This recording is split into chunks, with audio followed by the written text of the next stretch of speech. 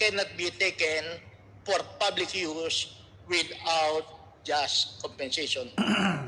Ang una kong tanong, Mr. Chairman, sa abogado ng ABS-CBN na sinabing he participated practically in the documentation ng iba't ibang dokumento sa pagsasoli ng ABS-CBN, nagkaroon ba ng violation ng due process sa mga properties ng ABS-CBN nang ideklara ang martial law? ABS-CBN, Nung panahon po ng martial law, because of letter of instructions, napunta po ang control ng broadcast facilities ng ABS-CBN at na-shutdown po nga ito at hindi na nag-operate until after magkaroon ng People Power Revolution noong 1986. Sumasang-ayon ba ang kinatawan o abogado ng ABS-CBN na walang violation ng due process na naganap sa pagkuha ng ari-arian ng ABS-CBN sa pagdedeklara ng batas militar? Noong panahong yun kasi po, yung salitang sequestration was used. Sa letter of instruction 1, letter of instruction 1-A. Ang sequestration po ay may definite definition po sa ating civil code. Kung hindi po ako nagkakamali, Articles 2005 at 5 po yan, ay dapat po may court order. Kasi po ang sequestration ay paglalagay lamang, parang nilalagay lang po sa korte bilang administrador bago gawa ng pinal na desisyon ng korte kung anong gagawin po doon. Ngunit po at the time ay hindi naman po korte ang nag-issue ng sequestration orders, Your Honors. Noong ideklara ang batas militar, nag-issue si Ginoong Marcos ng Letter of Instruction number 1, Series of 1972. At dito sa Letter of Instruction number 1, nakalagay rito na nagte-take over ang ating pamahalaan sa lahat ng newspaper, magazines, radio, and television facilities and other media communication. Nang ito ba ay inisyu ni Ginoong Marcos at inimplement ng iba't ibang sangay ng pamahalaan, nagkaroon ba ng paglabag sa ating saligang batas na umiiral noong 1972? Ito po, kaya nga po inumpisaan ko yung constitutional provision na hindi po pwedeng kunin ang pag-aari ng isang tao, whether natural or juridical, kung wala pong due process. At kung kukunin mo po ito, ay dapat may just compensation. Sumasang-ayon ba ang aking kompanyero, Mr. Chairman, na base sa saligang batas, in times of national emergency, sa ating saligang batas may karapatan ang ating pamahalaan na kunin ang kontrol at pamamahala ng mga television stations katulad ng ABS-CBN?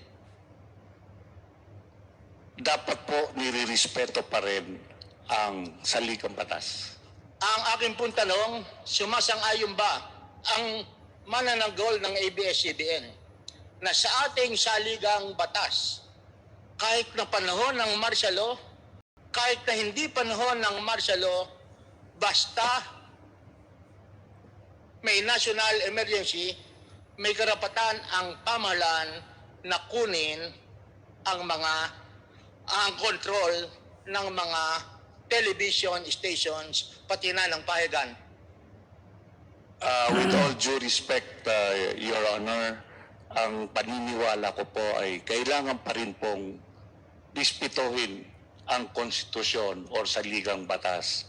Dahil po ito po ay proteksyon ng mga mamamayan against the excess of government. Yan po ang aking sagot, Your Honors. So sa inyong paningin, mayroong paglabag sa ating saligang batas nang mag-issue si Ginoong Marcos ng Letter of Instruction number 1 at nilagay sa kontrol ng pamahalaan ang mass communications katulad ng ABS-CBN. Sa palagay ko po ay meron po dahil ito po ay hindi naman ay karapatan ng bawat tao na dapat respetuhin kahit anong mangyari po. Well, masyadong haba ang ating pagtatalo kung pag-uusapan natin yung due process. Just for the record, every right is not absolute. There are certain limitations, and in this particular case, the limitations are provided for by the Constitution. Sa madaling sabi, ngayon ang ABS-CBN ay merong prangkisa. Totoo. Sa pagkakaalam ko po, May prangkisa kayo. as of this time po, ay Before. nagkaroon na po nga ng lapse. Ngunit hindi ko po expertise po yan. Okay, Ako po ay sasabihin ko na lang humawak sa iyo, lamang po Attorney. ng arbitration case po. Ang ABS-CBN ay mayroong prangkisa Republic Act 7966.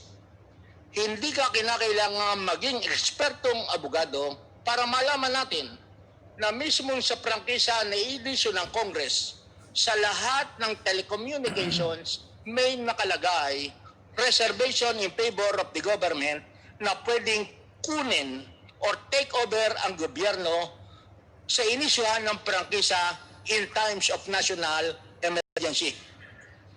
Naniniwala po ba kayo na yun ay nasa prangkisa ng Republic Act 7966 ng ABS-CBN? I'm sorry po, Your Honors, hindi po ako pamilyar sa prangkisa ng ABS-CBN. Siguro pwede mong itanong sa iyong mga kasama. Who are Sino more po sa familiar? ABS-CBN ang pamilyar tungkol sa Ito naman, prangkisa? alam na natin lahat na may ABS-CBN,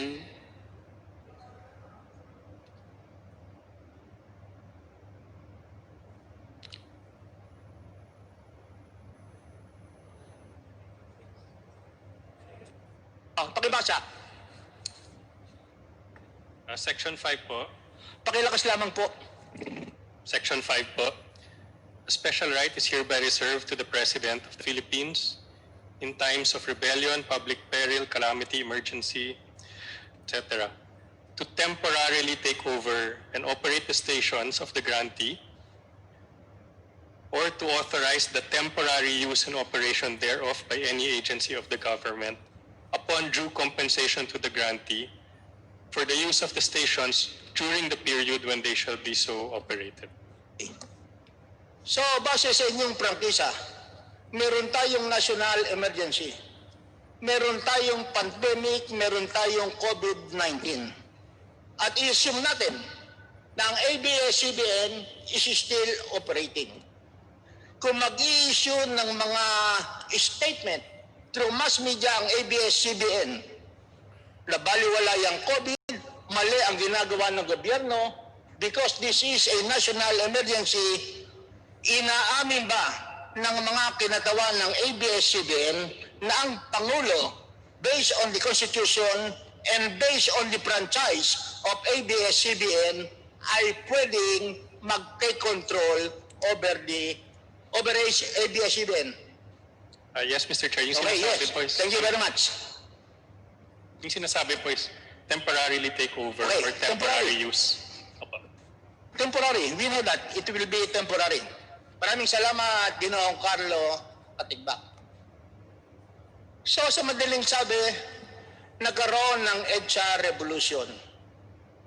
At siguro, sapagkat kabisado ng ating kaibigan, ang mga nangyari tungkol sa ABS-CBN para mapabalik ang kanilang property, matatandaan siguro niya kung ano ang unang executive order na inisyu ni Pangulong Cory right after the EDSA revolution. Sa totoo po, hindi ko po alam. Okay. Para sa kaalaman ng lahat, ang unang executive order na inisyu ni President Cory 3 araw pagkatapos ng February 25 ay Executive Order number 1 creating the Presidential Commission on Good Government.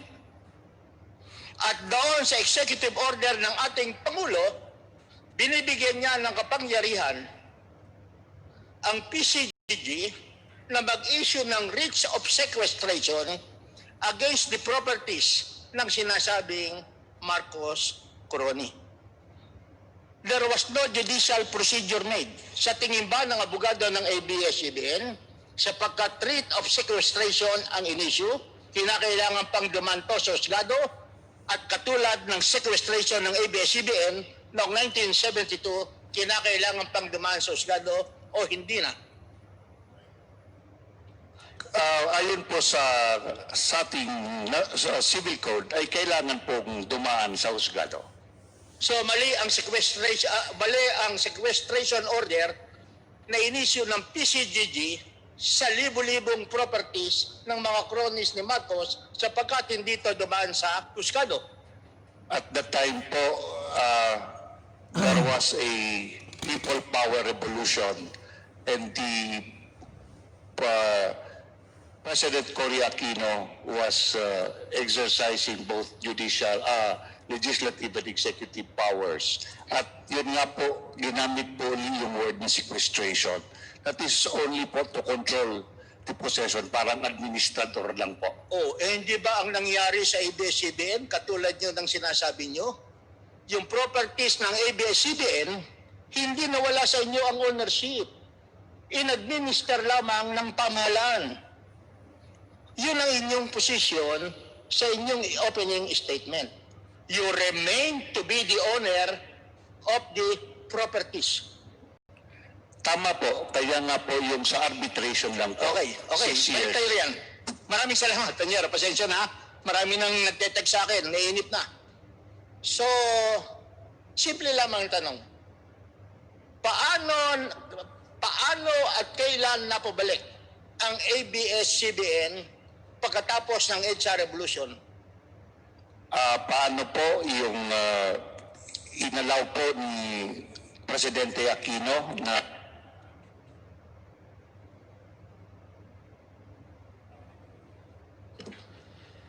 Sandali po, attorney. Comsec, pakipalitan po yung microphone ni attorney.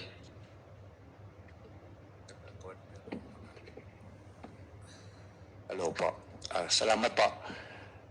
Inalaw po ng Cory administration na maibalik paunti-unti yung possession at paggamit ng broadcast facilities ng ABS-CBN mula po nung nag-demand po si Senator Tanyada noong 1986 din po. Kailan ang kauna-unahang pagkakataon na nakapag-ere ang ABS-CBN Corporation pagkatapos ng EDSA Revolution? As ABS-CBN po, hindi ko po alam. I do not have personal knowledge po kung kailan. Kasi wala naman tayong lahat ng personal knowledge to eh.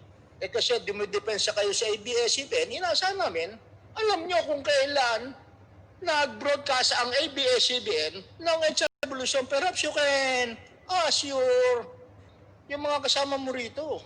Kailan ang kauna-unahang pagkakataon na nag-broadcast ang ABS-CBN pagkatapos ng EDSA Revolution?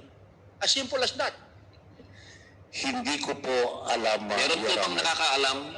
Kung hindi niyo po nakakaalam sa ABS-CBN excuse me, Corporation. Congressman Barzaga, kung po hindi niyo po nalalaman, maaari po bang, kasi kayo po ang counsel ng ABS-CBN, nakakahiya naman po sa committee ito kung lahat po ng isasagot nyo ay hindi nyo po alam.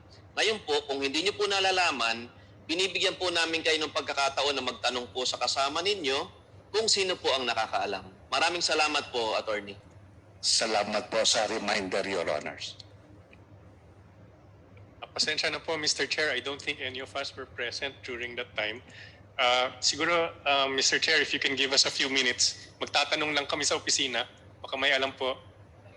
Pagkakataon muli si Congressman P.D. Barzaga para itanong ito sa huling sa huling lista po ng first round o ng last round, ng first and only round ng ating interpellations. Ang susunod kong tanong, Mr. Chairman, sinasabi ng ABS-CBN ni Atty. Rendon na pinayagan ni President Cory Aquino ang pagsasauli unti-unti ng mga properties ng ABS-CBN. Yung po ba ay tama? Tama po yan. Okay. Sinabi ni Atty. Rendon, Mr. Chairman, na mayroong pagpayag si Ginang Cory Aquino. Yung pagpayag ni Cory Aquino ay boka-boka o merong dokumento? Ayon po sa mga arbitration agreements, tax credit lang po yun. Wala pong binitawan ang gobyerno ng cash. Ang tanong ko, yung bang pagpayag ni President Cory Aquino para isauli ang mga properties ng ABS-CBN ay mayroong order, whether oral or in writing, o hindi niyo ulit alam? Kanya nga po nagkaroon ng arbitration agreement para po maging malinaw at transparent yung pagsauli. Teka muna. Pasensya na ha, Panyero. Ang tinatanong ko lamang, ang sabi mo kanina, pinayagan ni Cory Aquino na ibalik yung properties ng ABS-CBN. Ang tanong ko lamang, yung bang pagpayag ni Cory Aquino ay merong dokumento in writing o wala at boka-boka lamang? Huwag na tayong pumunta sa arbitration agreement. Masyadong malayo yun. I cannot recall... Mr. Chairman. Suspended. While suspended, Mr. Chair, nandun naman sa affidavit niya ni hearing, just a short presentation or a short discussion. If we may invite former Senator Enrile to shed light also on the history of ABS-CBN. Si Senator Enrile po. Opo, kasi sa palagay ko, silang dalawa lang po ni Mr. Almeida yung talagang may first-hand knowledge of what really transpired in ABS-CBN and the history of ABS-CBN. Thank you, Mr. Chairman. Maraming salamat, Congressman Defensor. Nung isang araw lang napanood ko yung YouTube ni Senator Enrile. May kasama sa mga dinosaur doon sa YouTube. At magiging masaya ako na maimbitahan natin. The COMSEC is hereby directed to give an invitation to former Senator Enrile na sabi nga nila ay ang nag-execute ng Sequestration order, Mr. Chairman. sequestration order para sa ABS-CBN at sa lahat ng broadcasting companies sa susunod na hearing. Mr. Chairman, Yes, Congressman Defensor. yung napanood niyo po sa YouTube, TikTok po yun, TikTok. At TikTok ba yun? Okay. Ibabalik na po natin kay Congressman Barzaga ang linya po ng pagtatanong at nasabihan na rin po ng inyong abang lingkod, ang ABS-CBN, na lahat po ng tanong na hindi masasagot ng ABS-CBN ngayong araw na ito ay ililista ng ating committee secretary at kahit po natapos na matapos natin ang issue tungkol po sa pagkakabalik ng ABS-CBN sa Lopez family matapos ang EDSA Revolution, ito pong mga tanong na hindi na masasagot ay pasasagot po sa kanila ng chairman sa susunod na hearing. Yes, Congressman Sarate? Thank you, Mr. Chair. Pwede po bang malaman lang, Chair, kung yung pagkakasunod-sunod nung mag-i-interpolate after Congressman PD? Thank you, Chair. Pagkatapos po ni Congressman Barzaga ay si Vice Chairman Bambol, si Vice Chairman Eric Yap, at si Congressman A.A. Advincola. Pero binigay na po nila yung oras nilang lahat kay Congressman Barzaga. Ang susunod po ay si Congressman Edsel na binigyan naman ng oras ni Congressman Belmonte. Ang susunod po ay si Senior Majority Leader Boying Remulla. Ang susunod po ay si Congressman Bordado. Sunod kayo po, Congressman Sarate. Pagkatapos naman po ay si Congressman Rufus Rodriguez na binigyan ng oras ni Congressman Garbin, Arenas, Tambunting at Castro. Pagkatapos po nito ay si Congressman Mickey Bielago ay bibigyan natin ng pagkakataon na magtanong. At si Congressman Lo Fortun na binigyan naman ng oras ni Congressman Amatong. Pagkatapos po ay si Deputy Speaker Dante Marcoleta na binigyan ng mga oras ni Kong Jun Datol, ni Congressman Edcas, Congressman Buya at Congressman De Jesus. Pagkatapos naman po ay bibigyan natin ng pagkakataon na magtanong si Congresswoman Josephine Ramirez Sato. Pagkatapos po ay si Vice Chairman Mike Defensor. At last but not the least ay si Congresswoman Arlene Brosas. Yan po ang linya natin ng mga magtatanong at para po wag na natin patagalin pa, ibalik po natin ang floor, ibigay natin muli kay Congressman P.D. Barzaga. Maraming salamat, Mr. Chairman. Ito po, simple lamang ang tanong ko. At pwedeng sagutin ng sino mang kinatawan ng ABS-CBN Corporation. Sa pagbabalik ba ng ABS-CBN Corporation, pagkatapos ng martial law ng kanilang mga equipment, mayroon bang binayad ang ABS-CBN Corporation sa pamahalaan na pinamumunuan ni Cory Aquino? At kung mayroon, magkano? At kung wala, then nothing.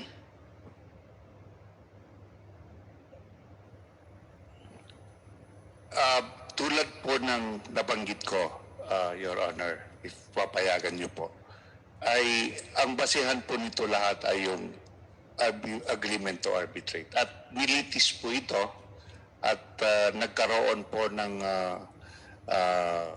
desisyon, ngunit po ang gobyerno ay wala naman po talagang binitawan na pera. Binitawan na pera po. Tama ba ang sabihin ko na ang mga Lopez ay hindi nagbayad, not even a single centavo, sa pamahalaan ni Cory Aquino kahit na binalik sa kanila ang ABS-CBN together with all the facilities? Yun pong issue po doon sa arbitration ay ang ABS-CBN po ang claimant na paggamit ng mga equipment nila mula 1986 hanggat na ibalik po fully for about 6 years. Para matapos na natin, doon sa arbitration agreement, of course, nagkaroon ng arbitration agreement, pinirmahan ng Executive Secretary Joker Arroyo representing the Philippines. Yun po ang una. Una. At sino naman ang kinatawan ng ABS-CBN? At that time po si Mr. Augusto Almeda Lopez. Pagkatapos, sino ang chairperson? Nung arbitration board po. Yes. Ang una pong arbitration board, ang chairperson po was retired Supreme Court Justice Abad Santos. Dalawa po kasi naging board Abad Santos sa una. Opo, yung una Sigurado po. ka riyan? Opo. Panyero, okay. Walang nangyari sa unang arbitration. Kasi nga wala po dahil challenge po sa Korte Suprema ni Mr. Chito Gascon. Pero kahit na challenge doon sa kaso ni Gascon, walang restraining order na inisyu ang Korte Suprema. Basta po yung arbitration, tumigil muna po. Tumigil muna. At ang sabi ng Kongkon delegate na si Chito Gascon, sa ating saligang batas, ipinagbabawal ang oligarchy. Ngunit sa ginawa nitong arbitration ng Cory Aquino, bumalik na naman yung mga oligarchs sa bagong pamahalaan. Well, anyway, those are the issues. Itinuloy ang susunod na arbitration. Sino ang representatives ng subsequent arbitration? Sa gobyerno po ay yung Government Corporate Council at ang abogado po ay the Office of the Solicitor General. Sa ABS-CBN, Si Attorney Andres Bautista po. at sino ang Third person, Ang chairperson po si retired Supreme Court Associate Justice Amorpina Melencio Herrera. at ano ang nangyari doon sa arbitration na yon? Nagkaroon na lang po ng compromise agreement yung gobyerno at ABS-CBN at nagpirmahan po, inaprubahan po ng arbitration board. Doon sa arbitration proceedings, base sa aking nabasa, initially, humihingi ang ABS-CBN ng 147 million as rentals. Tama po ba yun? Totoo po yun, more or less po. Rentals mula kailan at hanggang saan? 1986 po hanggang 1992 lamang po. So, rentals sa gobyerno na pinangungunahan ni President Aquino at sila ang gobyerno ang magbabayad. Tama po ba? Opo, that was the claim of ABS-CBN. Pagkatapos sa arbitration, binaba ng ABS-CBN yung kanilang initial demand na 147 million, ginawa na lamang 100 million. Actually po, tumawad pa ang gobyerno, naging 97,500,000 Okay, po. 97 million. At itong settlement, number one, i-apply sa utang ng ABS-CBN sa gobyerno sa mga taxes na hindi nabayaran. Tatlo pong components po Hindi, yung yun. una. Yung una po ay... Ang una ay i-apply sa utang ng ABS-CBN sa gobyerno representing the unpaid taxes. Yun po ang... First component. Isa po. Totoo po yun. Yung magkano yung po first sa component? tax appeals po. Magkano yung first component? Basta po yung pinakamalaki po dyan was about 57 million. Doon po yan sa interpleader case.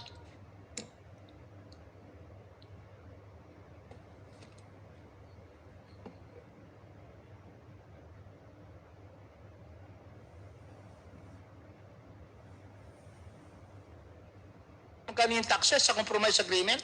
You have the documents. Yung sa taxes po ay 13,291,000 lang po yung 13 sinet. million. Opo. Okay. 13 million po. Ang pangalawa naman ay yung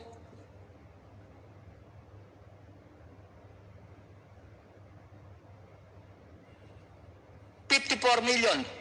Tama po yun, Your Honors. Sapagkat ang ABS-CBN dinimanda ng Banahaw ba ang nagdemanda sa Makati? Opo, meron pong kaso. Ayon po sa mga records na pinagbasihan po namin during the arbitration case po. Hindi nagbayad ang ABS-CBN sa rental. Kaya sila ay napademanda. Base sa records ng Makati Regional Trial Court. Opo, doon sa interpleader case Okay. po. Pagkatapos yung balanse na 29 million ay i-apply naman as tax credit in the Tama. future. Tama po yun, Okay. Your Honors. So, base sa arbitration agreement at base na rin sa dokumento, not a single centavo was paid by ABS-CBN sa pagbawi ng kanilang facilities mula sa ating pamahalaan. Tama po ba? Your Honor, yung agreement nga po is, yung ABS-CBN nga po ang claimant. Ang sinasabi ko, base sa records. At para malaman ng ating mga kababayan, bagamat nakapag-broadcast ang ABS-CBN, napasauli ang kanilang property, not a single centavo was paid by ABS-CBN to the Cory government. Walang binayaran. Wala po kasi nga po sila po yung claimant po. Kilaiman. Pangalawa, hindi na nagbayad ang ABS-CBN, practically, nagbayad ang gobyerno ng 97 million. Although this is not actual payment, but set up sa Banahaw, sa tax liability, and future credits. Tama po ba yun? Tama po yun. Tama. Okay. Now, maraming kaso ang pinail ng ABS-CBN. Nagfile sila ng criminal case laban kina Benedicto. On the ground na si Benedicto ang gumamit ng facilities ng ABS-CBN. Criminal case. Tama po ba? Tama po yun, base sa case ng ABS-CBN versus Ombudsman po. Ano yung mga kasong pinail? Criminal cases po yun, theft, yung Theft, estafa, coercion, etc. at saka yung yung sa pagkuha po, pag-exercise po ng real rights over real property without Okay. At dito sa asuntong to, dinismisto ng Ombudsman yung mga criminal cases, dinila ng ABS-CBN sa Korte Suprema. Pagdating sa Korte Suprema, sustain ang Ombudsman. Yung sinabi mo kanina, ABS versus Ombudsman. Totoo po yun, Your Honor. Okay, yun. Okay. At siguro bilang abogado ng ABS-CBN, ang ABS-CBN nag-file din ng civil case against the estate of Roberto Benedicto. Sapagkat ang sabi nga ng ABS-CBN, sina Roberto Benedicto ang gumamit ng aming facilities noong panahon ng martial law. Tama po ba? Totoo po yun. Okay. At doon sa civil case na pinal ng ABS-CBN, natalo ulit ang ABS-CBN at mga Lopez sa civil liability sa Court of Appeals. Totoo po yun, Your Honor. Ayun, okay. Pagkatapos, wala namang desisyon ang husgado na illegal, unlawful ang pagkuha ng ating pamahalaan sa mga properties ng ABS-CBN noong panahon ng batas militar. Sa pagkakaalam ko po ay wala naman po akong alam ng desisyon ng Korte Suprema kasi nga po walang kasong na-file except lang po yung Benedicto case. Okay. Sa iyong pagkakaalam, ano ang posisyon ng mga Lopez sa pagkuha ng property nila noong panahon ng martial law? Mayroon bang coercion? Mayroon bang puwersa? Etc. etc. Yun po ang legal position ng mga Lopezes or ABS-CBN. That's the legal position. Legal position po yun. Although iba ang factual situation na sinabi ng Korte Suprema sa kaso ng Lopez versus Ombudsman, huling tanong ko na lamang. Tinignan ko kanina yung TCT original na dala ni Attorney Rendon. At bagamat mabilis ang aking pagkakatingin, may nakita akong mortgage registered and that is dated 1975. Pwede bang pakitingnan yun? Nasa likod? Meron po dito naka-inscribe Okay. po. Just for the record, pwede bang pakibasa mo yung entry ng mortgage dated 1975? Ito po, babasahin ko po for the record.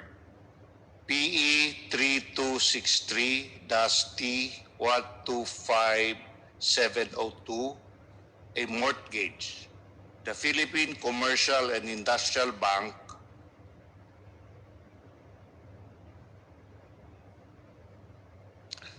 to guarantee a principal obligation in the sum of 13 million mortgaged di ko po mabasa, no? Necessary in case subsequent encumbrance or alienation of the property, either condition set forth in document number 367, page numbered 75, book 6 of the Notary Public of Manila, Cesar Catalan. Ang date po ng inscription ay March 10, 1975. Date of instrument rather, I'm sorry, Your Honors. And date of inscription, March 13, 1975 at 3:20 p.m. po. Base sa titulo na nakapangalan sa ABS-CBN, nagkaroon ng mortgage, nagkaroon ng sanla noong March 1975. Base po sa portion na pinabasa niyo po sa akin. At ang pagsasanla ay ginawa ng ABS-CBN Corporation, hindi ng Marcos government. Hindi naman po. Sapagkat kung pinwersa yan ng ating pamahalaan, unang-una, yung titulong yan, yung owner's copy, ay nasa pag-aari ng mga Lopez. Tama po ba? Tama po. At base riyan sa dokumento, the proceeds were given to the Lopez's or ABS-CBN Corporation. That would be the legal consequence po. Oh, that is the legal consequence. And that mortgage was executed when? Yung date of instrument po ay March 10, 1975. Ang date of inscription po, March 13, 1975. March 10, 19...